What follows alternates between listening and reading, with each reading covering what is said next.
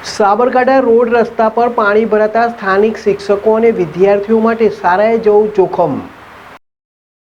સાબરકાંઠા જિલ્લાના ગ્રામ્ય વિસ્તારોમાં વર્ષોથી ચાલી રહેલા વરસાદી પાણીના નિકાલનો પ્રશ્ન આજે પણ યથાવત છે।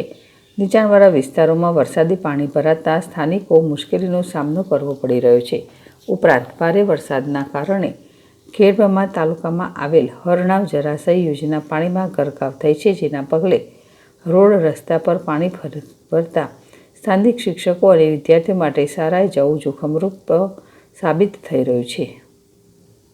દૂધની ઢોરો ભેંસો દૂધ બધું હાલવા જવાનું સમ કરીને જવાનું નજીમાં કાલનો ઢોર બોજેલો છે ભૂખ્યો તારે કરિયાણી લેવા જવું એ તો જવું સમ કરીને જવું નજીમાં અમે 2 દિનથી આ શું કહે દવાખાને જવું એ કોઈ ડિલિવરી વે શું કરીને જાય નજી આવી જશે ને બાળકો ને હાલમાં મેળવા શું કરીને મેળવો મારે।